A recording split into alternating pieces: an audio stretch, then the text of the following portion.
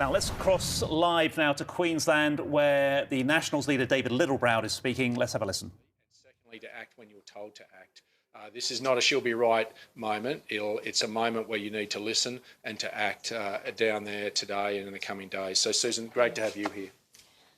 Thank you very much, David. And it's terrific to be joined by so many members of my senior team here in North Queensland to stand with the people of this region in what is very much an hour, in fact, many hours, many days, many weeks and months of great need.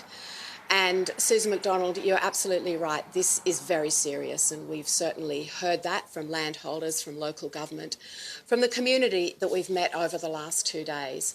Mayor John Wharton, thank you for your advocacy, for your deep understanding of what your community needs and the frank and fearless way that you express that. Because disasters like this are above politics, but as leaders in the National Parliament, our job as the opposition is always to make sure we push as hard as we can for you to get the resources, the supplies and the support that you need. And I always say when we leave an area like this, we have a to-do list, and today will be no different as we head west to Julia Creek and to Cloncurry and stay in touch with you over the time ahead, and to hear directly from your landholders about the real need for restocking grants, because when the floods recede and it's time to muster the cattle, sadly there will be too few there. How do we support our farmers to do that with high prices and, in many cases, landholders' significant debt? That's the business of being a farmer these days, wherever you are. And how do we recognise animal welfare concerns with the right veterinary supplies and the right support? How do we get the telecommunications in place? Everywhere we go, we hear the same story, so our telecommunications providers are once more on notice. How do we support our families? Because it's really tough when you've been through this in 2019 to be staring down the barrel of it again so few years later. And how do we acknowledge that everything costs more in 2026 than it did when these numbers and these supports were first initiated? So we will continue to listen, and we will continue to advocate directly with the Prime Minister and his ministers about what these communities need. And from the floods in the north to the fires in the south, I have friends and family in the catastrophic fire region of the Upper Murray, and talking to them and my electorate office and my community in the last couple of days, it's very urgent indeed to do exactly what you need to do to first save yourselves and then to do what you might need to do to support property, assets, etc. But it is all about lives, and it is all about the work that our emergency services do. And David, you're quite right. Just follow the instructions and absolutely look after yourselves. But again, a privilege to be here to recognise once more how rural, regional and remote Australia build this country, build our national income, build our heart, our soul and our spirit. It's a privilege to be here. Susan, I just asked on the Royal Commission, we've got the appointment of the former High Court Justice Virginia Bell. Do you think her plus the involvement of Dennis Richardson will be sufficient for this Royal Commission? We'll go through the details of how the Richardson Review will fold into this Royal Commission with one Royal Commissioner. It's not our preferred model. Obviously, we proposed 3 for the simple fact that the scope of this work needs to cover 3 Royal Commissioners, somebody with expertise in anti-Semitism, a member of the Jewish community who has that, the necessary senior judicial person, and somebody with expertise in national security. However, we have what we have been told, and the announcement the Prime Minister made yesterday dragged kicking and screaming to something that the community of Australia just refused to accept, could not and would not happen. So today is a day to recognise the advocacy of every single Australians, so many eminent Australians, but so many ordinary Australians too, who simply said, this is not good enough and we must have this Commonwealth Royal Commission. We have the announcement. We in the opposition will stay close to the details from here on in. but it must reach into every corner of this country to tackle the scourge of anti-Semitism, to eradicate anti-Semitism, and to confront radical Islamic extremism. That reckoning has to be part of this. Thanks very much, Susan. Cameron at Sky News. Do you give the Prime Minister any credit for changing his mind on this and listening to what people have said? And with all what you've just said in mind, over the next few months while this Royal Commission happens, are you going to be fighting the government, fighting the Royal Commission with the way that this has been led, or will you put politics to the side and support what they're trying to do? If Anthony Albanese had shown the determination to eradicate anti-Semitism over the last 3 years, as he has shown to avoid this Commonwealth Royal Commission over the last 3 weeks, the country might not be in such a tough place right now. So we do need to be clear and we do need to call it out.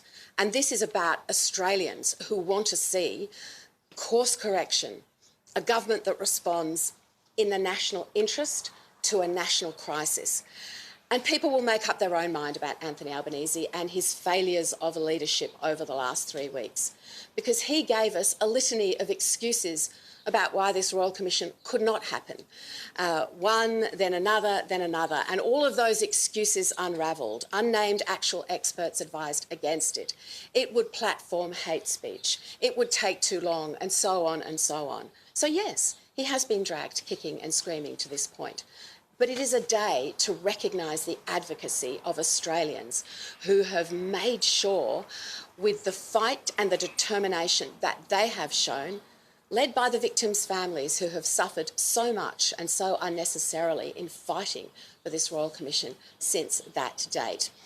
It's vital that the Royal Commission gets this right, that it takes the action that it needs to across the areas that it must. And there is more work to do because the Parliament has not yet been recalled. The Prime Minister has talked about working on new hate speech laws, and we stand ready to be constructive with that.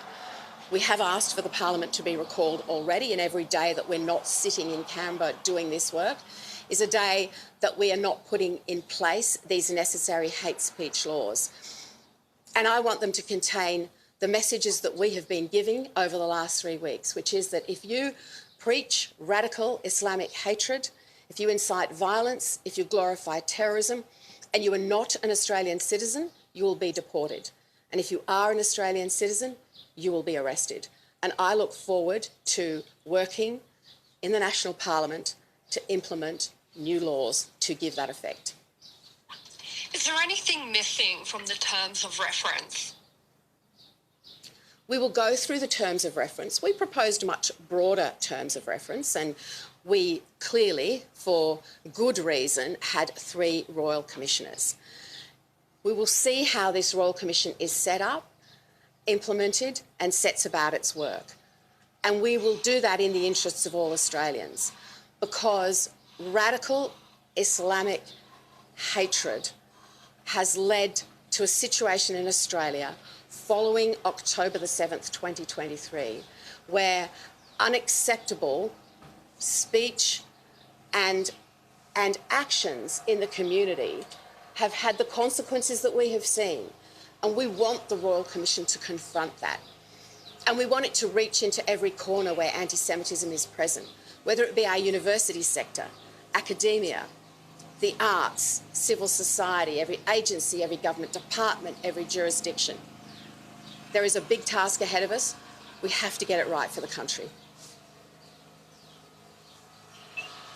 On gun reform, have you been briefed by the government on any details to do with that, and do you expect that you'll have agreement from David Littleproud behind you on gun reform changes? No, I haven't been briefed on any of these changes. I've had a conversation with Anthony Albanese about the return of the Parliament, and we've discussed the terms of a condolence motion, which is incredibly important for victims' families. I haven't seen the new hate speech laws that I understand may well be introduced, possibly in a week's time. We obviously don't have a date.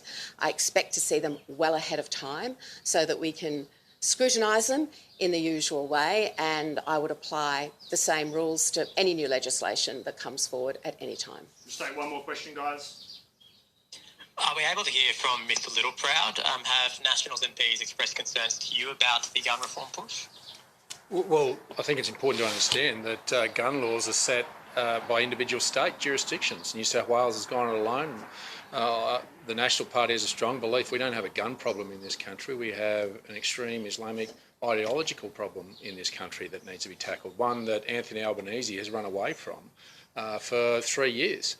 The reality is that the laws that were changed in New South Wales that Chris Minns has changed, sadly, would not have changed the events of Bondi Beach. He's taken it back to the ownership of 4 guns of an individual in New South Wales. The perpetrators of that heinous act had 4 guns. The reality is guns are not the problem. Extreme Islamic ideology is the problem. That's what we should be addressing. It was nothing more than a distraction. And the reality is we're going to spend $1 billion on taking guns away from lawful citizens who are doing the right things. And do you really think that Australians are that naive to think that people who have that much hate in their heart would not find a way to get a gun, to start a car and run into people, or to use a bomb? The reality is this is not a gun problem. This is a people problem, and it's an extreme Islamic ideological problem, one in which we're prepared to face into, one that Anthony Albanese and the Labor Party hasn't, apart from take on cheap political stunts to take away the rights of law-abiding citizens, not just in rural areas, but also city areas. And it's important for you not to stereotype that this is just about farmers. Many people in metropolitan areas undertake the pest mitigation work for farmers. They're too tired, they're too buggered to do the work of getting rid of pigs and dogs and deer at night after working. And these people that lawfully come from our urban centres do a very important job for rural Australians. But that's a matter for the states. No one can just roll in and get a gun in this country. You have to go through a fit and proper person test. There's a 28-day withholding period. You have to be trained. You just can't get the calibre of weapon you want. You actually have to prove a reason for having it. So this is really a diversion more than anything. And Anthony Albanese has finally faced up to the fact that the Australian people have held him to account, and they want to get this anti-Semitism taken out of our society that he's allowed to drift into it. Thanks, everybody. Thanks, guys. Thank you. That's the Nationals leader, David Littleproud, wrapping up that press conference alongside opposition leader Sussan there in Queensland. The focus of questioning on what we've seen here in Canberra.